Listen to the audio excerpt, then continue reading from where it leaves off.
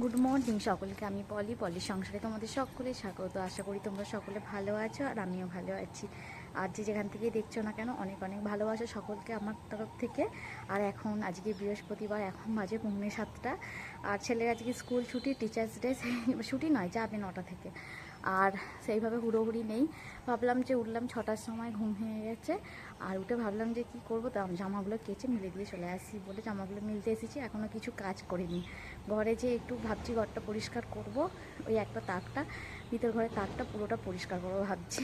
চলো ভিডিওটা এখন থেকে স্টার্ট করলাম। ভালো লাগলে অবশ্যই পুরো ভিডিওটা দেখো, স্কিপ করো না। আর একটু ভালো দেখে কমেন্ট করে দিও।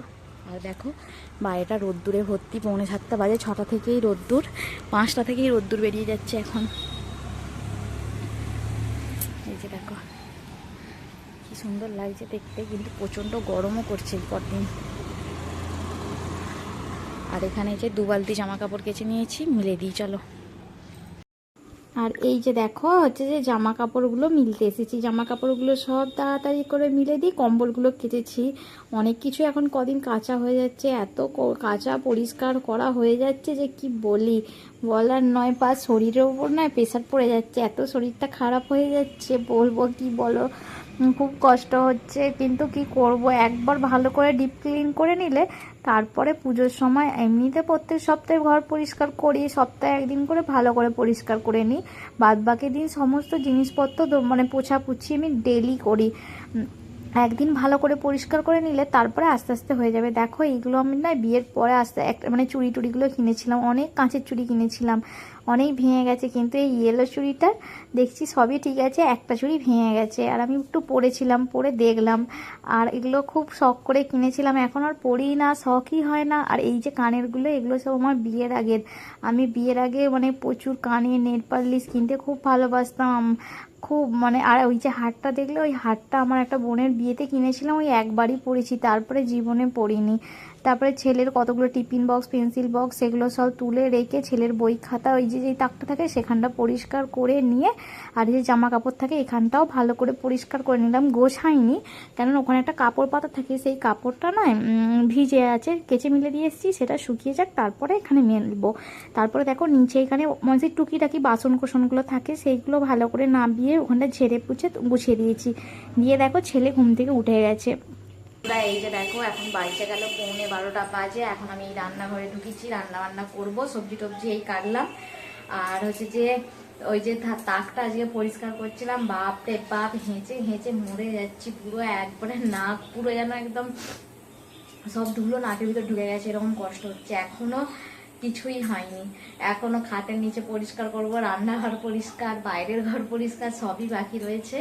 কিন্তু এত নোংরা, এত ধুলো হয়ে যাচ্ছে কেন আমি বুঝতে পারছি না। আমি কাচতে কাচতে আর ধুলো পরিষ্কার করতে করতে আমার অর্ধেক শেষ হয়ে যাচ্ছি পুরো। আর দেখো ওই সব কথা সেরে দাও।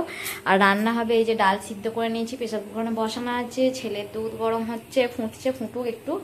আর এই যে পেঁপের চাটনি করো, পেঁপের প্লাস্টিক চাটনি। এখানে হবে বেগুন ভাজা, আর এই উচ্ছেটা সিদ্ধ করব। আর ঝিঙের তরকারি, ঝিঙে আলু দিয়ে তরকারি হবে, ব্যাস। আর পাঁপড় ভাজা হবে, এগুলোই হবে। চলো চাটনিটাকে বসিয়ে দিই। দেখো বললাম তো পেঁপে সে প্লাস্টিক চাটনি করছি। আমি তেল ছাড়া পেঁপেটাকে একটুখানি কড়ায় নেড়ে নিয়ে, তার মধ্যে একটু মিষ্টির রস ছিল আমার কাছে, সেটা আমি দিয়ে দিলাম, দিয়ে ভালো করে নেড়ে একটু নুন দিয়ে একটু সিদ্ধ হয়ে যেতে কাজু কিশমিশ দিয়ে দিলাম, ব্যাস। নামিয়ে নিয়ে আমি একটু লেবুর রস দিয়ে দেবো, তাহলেই হয়ে যাবে। আর পোস্ত ছিল না গো, ঝিঙে পোস্ত বলে কেটেছি, ঝিঙে পোস্ত নেই তো কী হয়েছে, তাতেই আমি তরকারি করে ফেলবো বলে 5 ফোড়ন, শুকনো লঙ্কা ফোড়ন দিয়ে আলুটা একটু নেড়ে চেড়ে আদা আর কাঁচা লঙ্কার পেস্ট দিয়ে, তারপরে ঝিঙেটা একটু আগে ভেজে রেখে দিয়েছিলাম, নুন হলুদ লঙ্কার গুঁড়ো দিয়েছি, দিয়ে ভালো করে নাড়িয়ে নিয়ে ব্যাস। এবার একটু ঝিঙেটা দিয়ে ভালো করে কষিয়ে নিয়ে জল দিয়ে ব্যাস ঢাকা দিয়ে দেবো, এটা হতে থাক। আর বন্ধুরা তোমরা যারা যারা আমাকে এত ভালো ভালো কমেন্ট করছো, তোমাদেরকে অনেক অনেক ধন্যবাদ। তোমরা সকলে ভালো থেকো, সুস্থ থেকো। যারা আমার ভিডিও সবসময় দেখো তাদেরকে অনেক ভালোবাসা আমার তরফ থেকে। আর যারা আমাকে এত ভালো কমেন্ট করেছে, যেমন পিয়া অনিমেষ, এদের এই দিদি ভাই দাদা ভাই কি আমার চেয়ে বোন হবে আমি জানি না, তোমাদের অনেক অনেক ধন্যবাদ। পূজার ভালোবাসা, তোমাকেও অনেক অনেক ধন্যবাদ। এইভাবে তোমরা আমার পাশে থেকো। আর দেখো আমার রান্না বান্না হচ্ছে, তার মধ্যে জামা কাপড়গুলো গুছিয়ে নিয়েছি। দেখো ঝিঙের তরকারিটা হয়ে গেছে, বললে বিশ্বাস করবে না, পোস্ত দিইনি, কিন্তু খেতে কিন্তু কিছু কম অংশে খারাপ হয়নি। হ্যাঁ, পোস্তর গন্ধটা নেই, কিন্তু খেতে কিন্তু খুব ভালো হয়েছে। দেখো ওখানে রান্না বান্না করতে করতেই আমি এদিকে জামা কাপড়গুলো একটু গুছিয়ে নিলাম। হ্যালো বন্ধুরা, এই যে দেখো আমি এখন ছাদে এসেছি, এখন বেজে গেছে 6:45। এই সবে এলাম কাজ সেরে। ঘুম থেকে উঠতেই কদিন দেরি হয়ে যাচ্ছে, আসতেও দেরি হয়ে যাচ্ছে, কোনো ব্যাপার নয়। আর চলো একটু বাড়িটা তোমাদেরকে দেখিয়ে দিই, দিয়ে একবারে পরে সন্ধ্যাবেলা দেখা হবে। দাঁড়াও, দেখো আকাশটা কি সুন্দর দেখতে লাগছে দেখো, আর এই দিকটা আরও বেশি সুন্দর, সূর্য অস্ত যাচ্ছে, কত সুন্দর লাগছে বলো। সূর্য অস্ত যাচ্ছে, কত সুন্দর লাগছে দেখতে।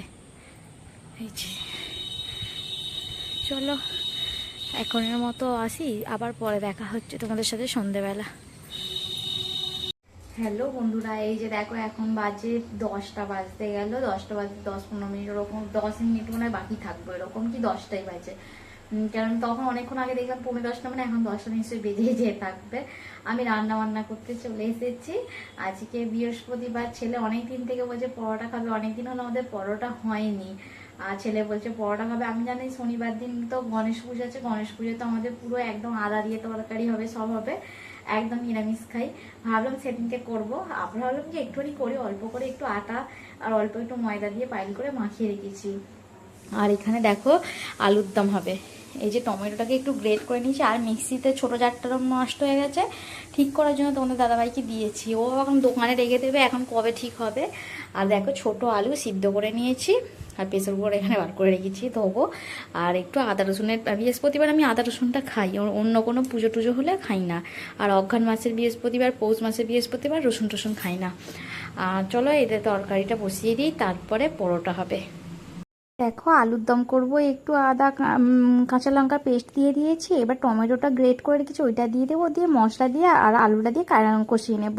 ভিডিওটা বড় করলাম না গো, তোমরা বড় ভিডিও পছন্দ করছো না, সেই জন্য যতটা চেষ্টা করছি এবার থেকে ছোট ভিডিও দেওয়ার চেষ্টা করব। এই যে দেখো এখন করছি ছেলের জন্য পরোটা, তাই 10টা 10 বাজে, 10টা 10 বাজে। এই যে আলুর দম এখানে, ছেলেটাও আলু খাবে কি জানি না, ও খায় না, ও নিজে পরোটা খাবে, মানে ঝোলে ডুবিয়ে ডুবিয়ে ব্যাস ওর খাওয়া হয়ে যাবে। আর পরোটা করে দিচ্ছি ওর জন্য। আর আমাদেরগুলো হচ্ছে যে আমার বর আসুক না, আসলেই একবারে করব, এখন থেকে করব না। এমনি আটার পরোটা আমাদের কারো খাওয়া অভ্যাস নেই, মানে আটার পরোটা খেলে না শরীরে যেন প্রবলেম মনে হয়, আর যে মানে অ্যাসিডিটি লাগে আমার মনে হয়। সবাই তো আবার শুনলে হাসে।